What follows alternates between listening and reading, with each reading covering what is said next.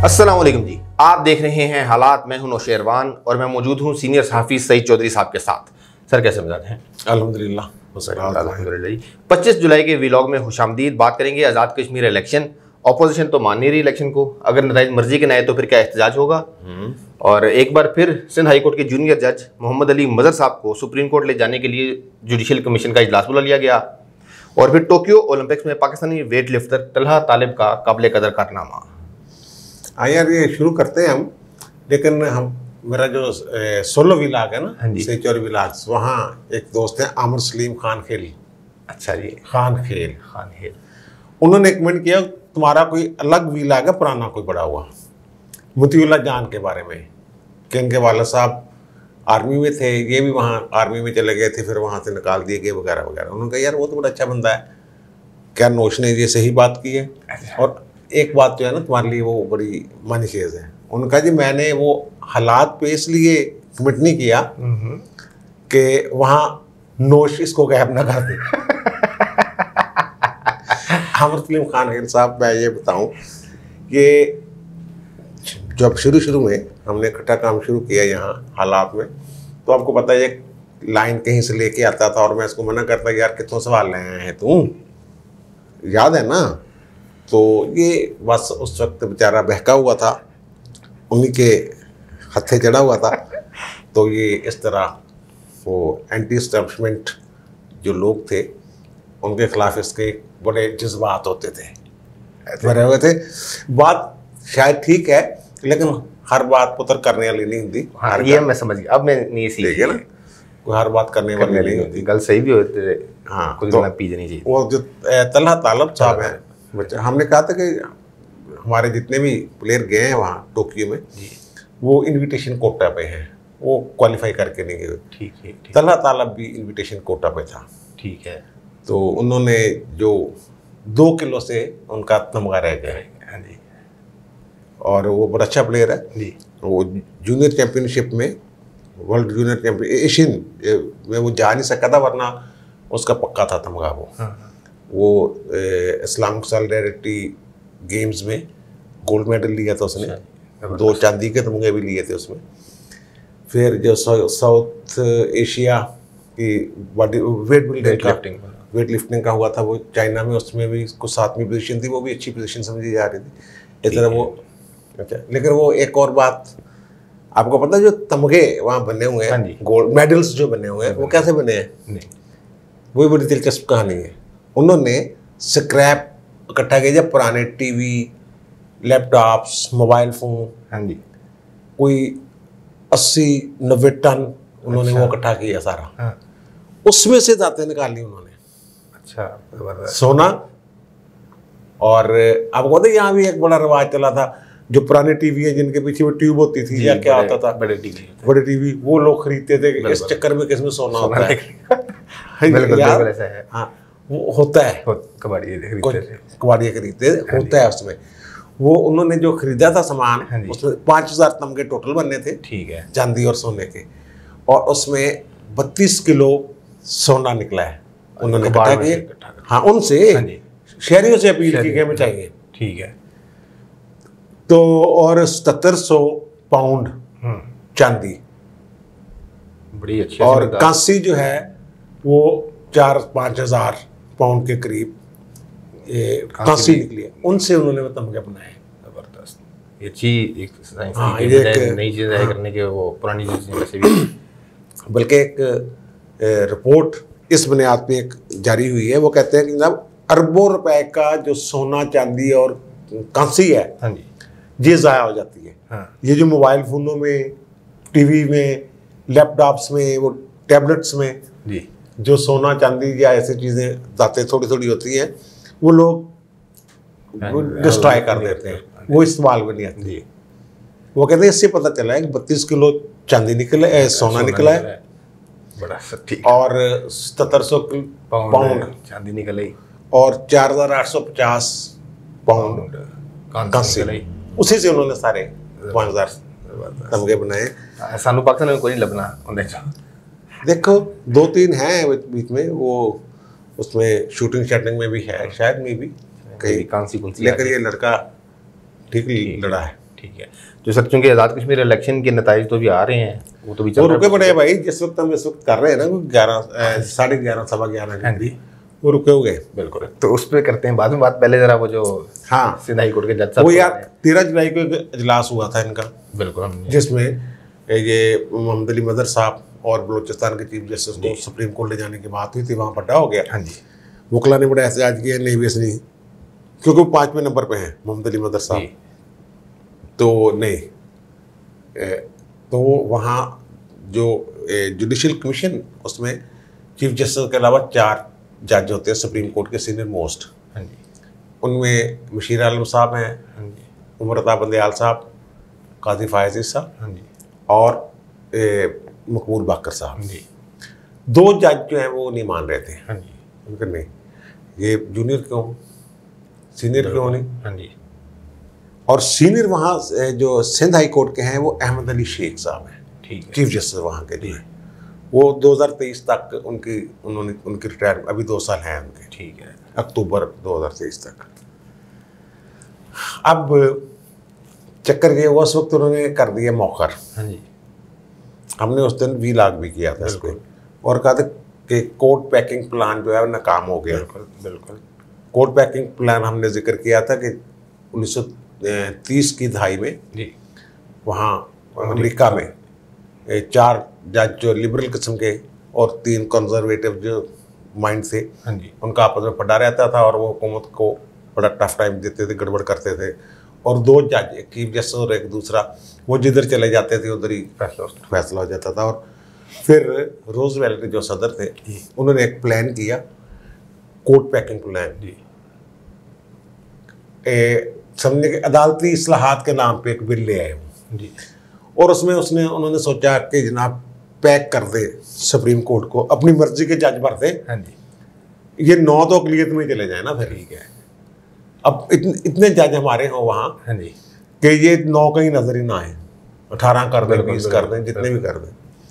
फिर वो जिस तरह से उन्होंने किया मामला, वो ठीक हो गया, मामला 9 ही है। अब तक 9 जज है वहाँ सुप्रीम कोर्ट। यही प्लान इनका है, कोर्ट पैकिंग प्लान, कि अपनी मर्जी के अपने मनपसंद जज आ जाए।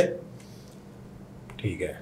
वो देखे ना, वो अमरीकी वजारत खारजा की एक रिपोर्ट है, हाँ जी, जिसमें पाकिस्तानी अदलिया पे बड़ा उन्होंने गहरा सवाल उठाया है। हाँ। उनका ये तो जनाब इंतज़ामिया और उससे मुतासर होती है स्टेक होल्डर से, हाँ, इंडिपेंडेंट फैसले ही नहीं करती। वो फैसले के 1000 मसाले हैं।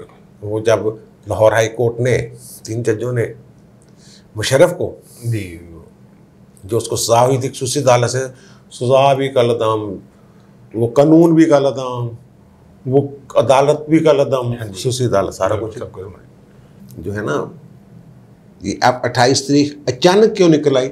हाँ, ये एक सोचने वाली बात है ना। बिल्कुल। यानी कि 5 जज थे उसमें जी, और उसके अलावा एक वकला का नुमाइंदा होता है जो अभी तक मुकर्रर ही नहीं किया उन्होंने, और एक रिटायर्ड जज होता है जो चीफ जस्टिस तकर्रर करता है उसका। उसमें फिर आपके वज़ीर कानून होते हैं, अटॉर्नी जनरल होते हैं जी। अब अटॉर्नी जनरल का तो मुझे पता नहीं, लेकिन फ़रोग नसीम साहब तो वही हैं जो वो खुद चाहते हैं, ठीक है, कि मोहम्मद अली मदर साहब जो हैं आ जाए, वो आ जाए वहाँ पे। ठीक है। उन्हीं एक ग्रुप में 2 जज हो गए खिलाफ जी, काजी साहब, हाँ जी, और मकबूल बाकर साहब। माजी में भी इन्होंने लाहौर के जज को जब लेके जा रहे थे जूनियर को, तो उन्होंने कहा नहीं भाई ये नहीं होना। अब बीमार हुए हैं काजी फायज़ साहब कोरोना का, जिस दिन वो कोरोना का शिकार हुए उसी दिन इन्होंने अजलास बुला लिया। समझ आई? बिल्कुल। कि अब मकबूल बाकर अकेला कहाँ तक लड़ेगा जी। अब वो कोई सवाल बंदा मुझसे पूछ रहा था कि वो वीडियो लिंक के जरिए आ जाएंगे। हाँ। मैं क्या, उन्होंने अजलास इसलिए रखा कि वीडियो लिंक के जरिए उनको शामिल करें। हो सकता है वो आवाज़ बुलंद करें कि वीडियो लिंक के लेने में लो यार। हाँ जी। लेकिन नहीं लेना उन्होंने, देख लेना। सर अगर वो उसका जुडिशल कमीशन का हिस्सा है तो उनकी तंदुरुस्ती तक का इंतजार नहीं करना? नहीं, कोई असूली तौर पर तो करना चाहिए था, लेकिन यार इन्होंने तो मौका से फायदा उठाया, तो समझ नहीं आ रही बात। ये तो इसी इंतजार में थे। ओके, ठीक। स्पेशल प्रेस रिलीज जारी हुई है, ठीक है, कि वो बीमार हो गए और सरीना को भी कोरोना हो गया है और काजी साहब को भी कोरोना हो गया, 12 दिन के लिए। ये मौका से फायदा उठाना, ये मौके से, इसको कहते हैं मौके से फायदा उठाना। ओके, एग्जैक्टली, ठीक है ना। बिल्कुल। और ये सारी वारदात, अब इसको अदलिया का मामला है, वारदात कहें या क्या कहें, लेकिन फ़ायदा जो ज़मीनी हकीकत जो अमरे वाक़या है जी, वो यही है कि फ़ायदा होगा, उठाने दिया जाएगी कोशिश। अब वकील क्या झगड़ते हैं, क्या लड़ाइयाँ करते हैं। 28 को इजलास हो रहा है, ठीक है, और 14 दिन के लिए वो क्वारंटाइन हुए हैं जी। 14 तक वो अंदर ही होना था उन्होंने, पता नहीं उन तक खबर भी पहुँचती है कि नहीं पहुँचती, पहुँचती है तो कैसे पहुँचती है। हाँ जी, जब वो हो सकता है वो भी मेरे लिखने में माहिर हो सकता है, लिख के भेज दे आपने कि भाई अपना भी लिख के भेज दे और कहेंगे इसको पब्लिक को बता दिया जाए। बिल्कुल, क्यों बिल्कुल। अब अहमद अली शेख को क्यों नहीं ले रहे वो जी, ऊपर लेके? वो भी अपराइट आदमी है, ठीक है, वो भी एक काजी है, काजी फाइल, वो भी वकार सेठ ग्रुप है, ठीक है, उसी तरह का वो। पहले तो इन्होंने कोशिश की कि वफाकी शहरी अदालत भेज दें। हाँ जी, वफाकी शहरी अदालत किसी हाई कोर्ट के जज को उसकी मर्जी के बगैर नहीं भेजा जा सकता, ये आइन है, ये अल जहाद ट्रस्ट केस है।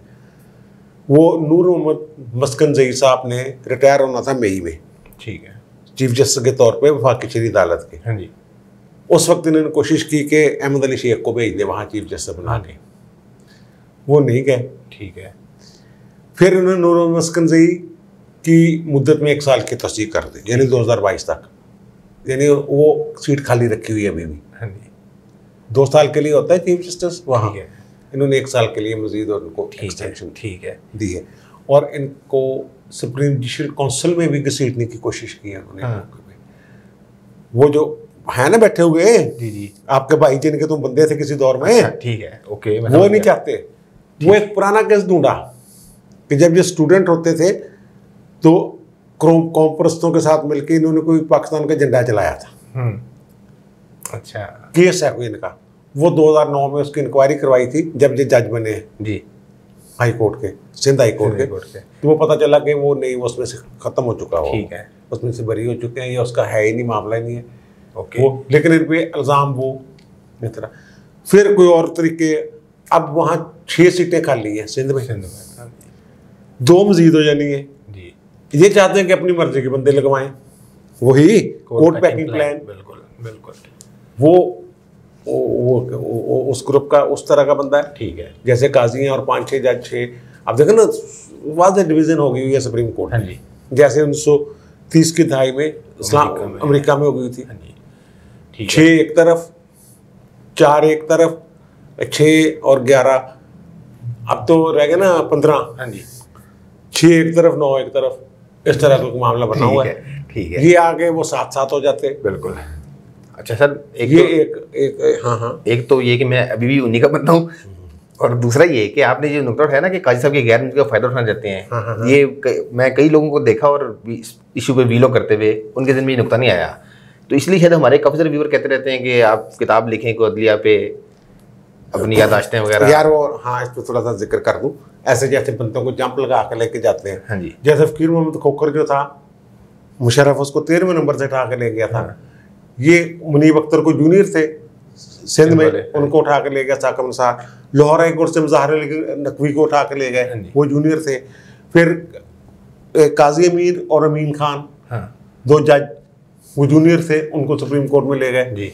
मुकला ने रोला चोला डाला, ठीक है। मुनीब अख्तर की दफ़ा तो सेठ वकार ने चैलेंज भी कर दिया था।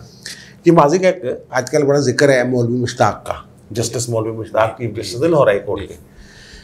शाहद जो अदाकार हैं, उनका इंटरव्यू बड़ा वायरल है। उसमें वो आपके साकब निसार का भी है कि पेप्सी की बोतल पे वो तो कोका कोला होता था ना, कोका कोला पी के थे कुड़ियों को देना, ठीक है ना।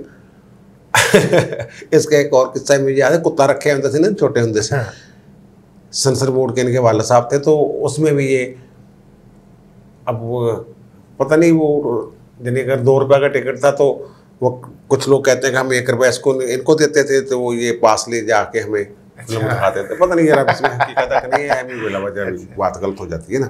वो क्राउन सिनेमा के पास कहीं रहते थे ये, ठीक है। अच्छा चलो उसको छोड़ दे। अब मौलवी मुश्ताक वाला बड़ा बना हो, किसी ने उनके भुट्टो को फांसी दी थी। और जब जनाजा हुआ, शाहद कहता है मेरे करीबी तलकाते, मैं खुद भी उस जनाजे में था, तो मुखियों ने हमला कर दिया था, सारे लोग भाग गए थे, काफ़ी देर जनाजा पड़ा रहा था। ये जो थे ना मौलवी मुश्ताक, इनको भी सुपरसीड किया गया था। अच्छा। भुट्टो साहब ने किया था। हाँ। 7वें 8वें नंबर में थे असलम रियाज हुसैन, मिस्टर जस्टिस असलम रियाज हुसैन। उनको उन्होंने chief justice Lahore high court बना दिया था। इनको इग्नोर कर दिया था। अब असलम रियाज हुसैन सब कमज़ोर से थे, मारू से, बीमार शुमार रहते थे। ठीक है। तो वो उनके सलमत सदक हुसैन पाकिस्तान की बड़ी मशहूर उनके बेटे थे, वो जो तहरीक पाकिस्तान की बड़ी मशहूर खातून है। ठीक है। फौत हो गई। ठीक है, सलमत सदक। बिल्कुल। तो ये भाई साहब वो अब्दुल नजम होते थे एडवोकेट जनरल, उन्होंने मुझे बताया कि जब ये असलम रियाज हुसैन को बनाया ना उन्होंने चीफ जस्टिस, तो ये गए मुबारकबाद देने, हम गए, यानी वो कहते हैं अब्दुल नजम। तो हमने कहा जी मुबारक हो, ये वो सारी बातें। तो उन्होंने कहा यार मैं बीमार शुमार रहता हूँ, मेरी सेहत देखें। अब कोई यकीन नहीं करेगा कि मैं पोल वाल्ट का चैंपियन था गवर्नमेंट कॉलेज का। अच्छा। अब कोई यकीन नहीं करेगा। पोल वाल्ट वो बांस पे आते हैं, वो ऐसे ऊपर से जंप कर जाते हैं। तो अब्दुल नजम कहते हो कि असी क्या हंस के सर हूं तो कोई पागल ही होएगा जरा यकीन नहीं करेगा जो तो जंप करके आए हो। मौलवी मुश्ताक गुस्से होकर चले गए बरतानिया। अच्छा। ये 77 के राउंड अबाउट की बात है, कोई उससे थोड़ा सा पहले की। वो छुट्टियाँ लेके बाहर चले गए। इसी दौरान मार्शल लगा दिया ज़िया-उल हक ने, और जितने भी चीफ जस्टिस से सबको उन्होंने गवर्नर बना दिया कायम मुकाम। अच्छा। ये 2 साल गवर्नर रहे असलम रियाज हुसैन। और फिर मौलवी से मुश्ताक हुसैन से रब्ता किया ज़िया-उल हक ने कि तू तो बड़ा गंदा बंदा, वही कोर्ट पैकिंग प्लान, वापस आ, आपको चीफ जस्टिस बनाते हैं। ओके। फिर उनको सुप्रीम कोर्ट में ले गए। हाँ। और इनको लाहौर हाई कोर्ट का चीफ जस्टिस बना दिया और भुट्टो को फांसी दे दी। अच्छा, इसमें एक और दिलचस्प बात है, इनकी फड्डा इस हद तक था असलम रियाज हुसैन और मौलवी मुश्ताक का, मौलवी मुश्ताक हुसैन ही थे वो भी, कि ये बात बहुत बल्कि पता ही नहीं होगी, बहुत कम लोगों को पता होगी कि ये वहाँ तलफ है पाकिस्तान की तारीख का जो गवर्नर उसमें नहीं हुआ। अच्छा। ये बहुत कम लोगों को पता है। ये हलफ कहाँ हुआ था? मौलवी मुश्ताक हुसैन ने कहा था कि चीफ जस्टिस बड़ा होता है। अच्छा। और मैं सीनियर हूँ। अच्छा। वो भी एक जज है, मैं भी एक जज हूँ। हाँ। असलम रियाज हुसैन भी। तो ये जो हलफ बर्दारी की तकरीब है, गवर्नर से कहें वो लाहौर हाई कोर्ट आए और वहाँ मुझसे हल्फ ले। अच्छा जी। ये फिर असलम रियाज हुसैन साहब जो है वो मरंज किस्म के आदमी, लड़ाई लड़ाई वाले नहीं थे। मौलवी तो बदमाश था ना। ठीक है, ठीक है, ठीक है। तो वो फिर लाहौर हाई कोर्ट आके उन्होंने हल्फ लिया था। ये बात मुझे मुजीब रहमान शामी साहब ने बताई है, वो शायद उस हल्फ में शरीक थे। अच्छा। ये पता ही नहीं लोगों को, बहुत कम लोगों को पता है। ठीक है। असलम रियाज हुसैन ने एक इंटरव्यू में ये बात बताई हुई है अपनी, जो हल्फ लेने के, हल्फ लेना वो था। वो मौलवी मुश्ताक था एक नया पटा डाल देखने, और फिर मौजे तो की उन्होंने। ठीक है। और फिर सुप्रीम कोर्ट में भी गए। हाँ जी। लेकिन सुप्रीम कोर्ट में जब गए हैं, जब पीसीओ जारी किया ज़िया-उल हक ने, हालांकि सारे काम ले लिए थे इनसे, भुट्टो को फांसी लगा दी, अपना मार्शल जायज़ करवा दिए, फिर उसके बाद पीसीओ जारी किया, और ये सारे मौलवी मुश्ताक, अनवारुल हक, भुट्टो को फांसी देने वाले तकरीबन सारे हाई कोर्ट वाले चलो करन ये लेकिन ये मुकाफात अमला, यही बात मैं कह रहा हूँ कि भाई फिर मक्खियाँ जनाजे ते आ जांदियां। हाँ जी। उन्होंने तुसी अगर उन्होंने कोर्ट पैकिंग प्लान नूं पूरा करना तो अपना भी कोई ख्याल करो यार, आखिरत जी। ठीक है ना, बिल्कुल। आखिरत का भी कोई ख्याल करो। कोई सुर हूँ अब अगर आपको भेजे हम एक दरखास्त, तो आपके पास चाहे सो सुप्रीम कोर्ट में फला फला फला फला जज, आप किन के पास केस लगवाएंगे? काजी फायजा के पास, ऐसे ही लोगों के पास लगवाएंगे ना। बिल्कुल। या वो 5-6 जो दूसरे थे उनके पास नहीं। हाँ। वो 5-6 जिन्होंने काजी के हक में फैसला दिया है, उन पे एतमाद किन पे है? इन पे है ना। बिल्कुल। तो यार एतमाद अपना बनने दे यार, बनने दे। बिल्कुल ठीक है सर। मौलवी मुश्ताक साहब की बदमाशी के 1-2 किस्से और भी आपसे सुनेंगे बाद में, अगली किस्त में। आज जरा आज़ाद कश्मीर इलेक्शन था, अपोजिशन तो मान नहीं रही इसको, तो अगर यार मसला पता क्या है, इलेक्शन हमने इनकी खुफिया वालों की रिपोर्ट बताई थी कि वो कहते हैं कि क्लीन स्वीप कर सकती है नून लीग। और उनके जलसों का एजाज शाह ने भी तस्लीम किया जी। और फिर बिलावल के और पीपल्स पार्टी के जलसे बड़े, और पीपल्स पार्टी की वहाँ जड़ें काफ़ी हैं जी। और पिछले व्लॉग में हमने कहा था कि जिस अंदाज में ये पूरी उम्मीद है पीटीआई वाले एक कितनी सीटें ज़्यादा न ले जाए, हाँ। हमने वो धांधली वाली बात को किसी और अंदाज में जी बयान किया था। धांधली तो कैंसर को छुई है। ठीक है।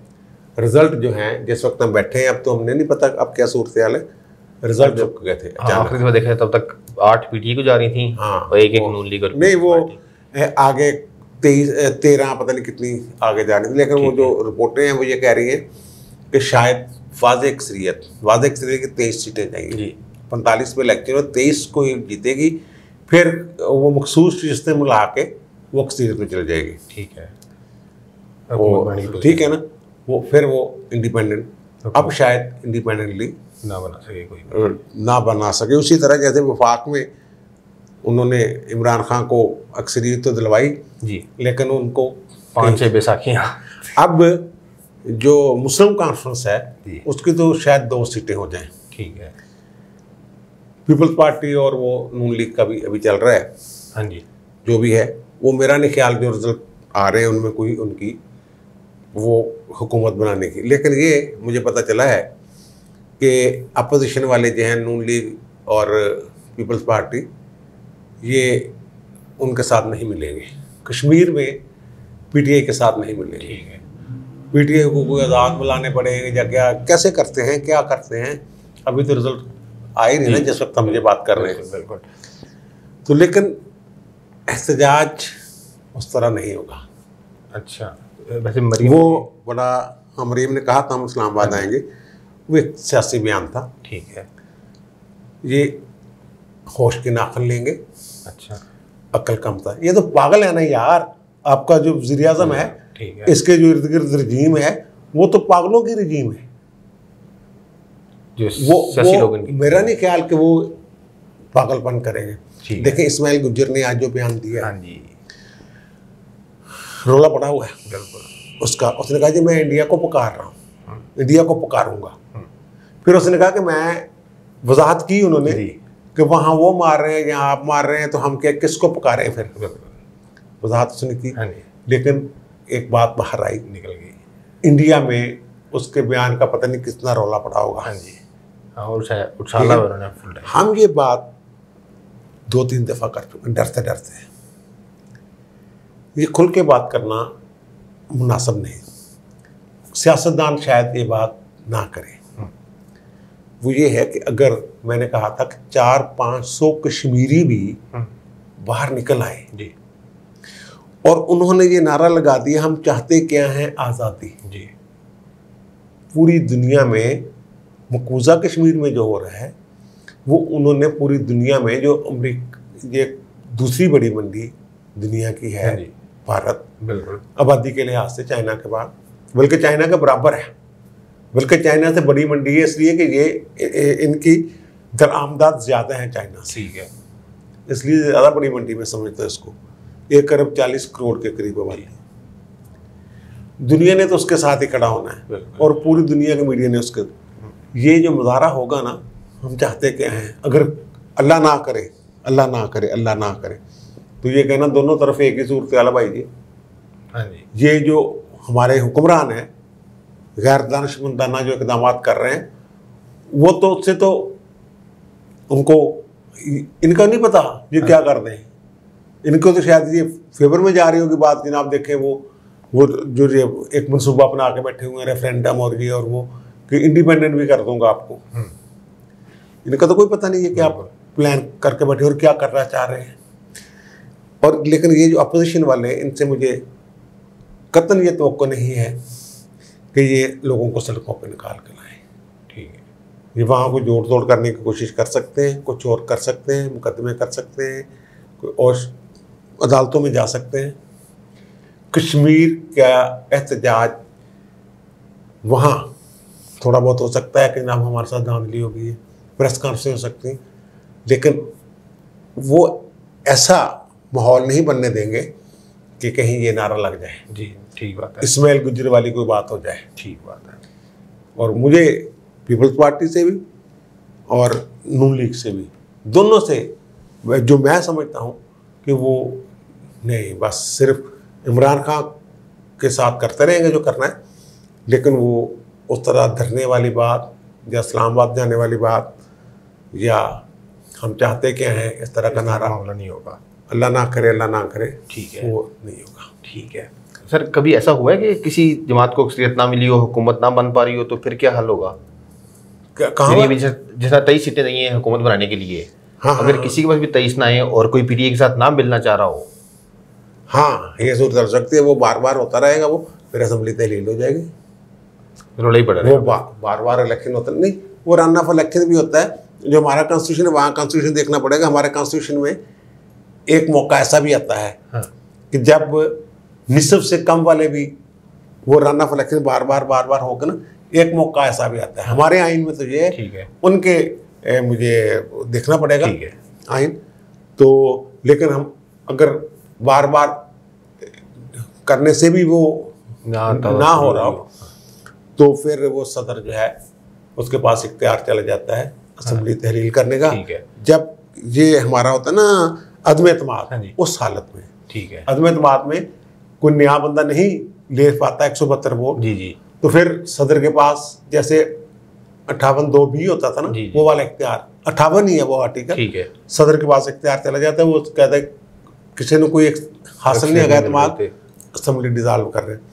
लेकिन वहाँ मुझे पता नहीं क्या सूरत हाल है, लेकिन हमारे आइन में ऐसी एक प्रोविजन है कि पहली दफ़ा जब वज़ीर आज़म मुंतखब होना होता है तो 172 से कम वोट लेके भी मुंतखब हो सकता है।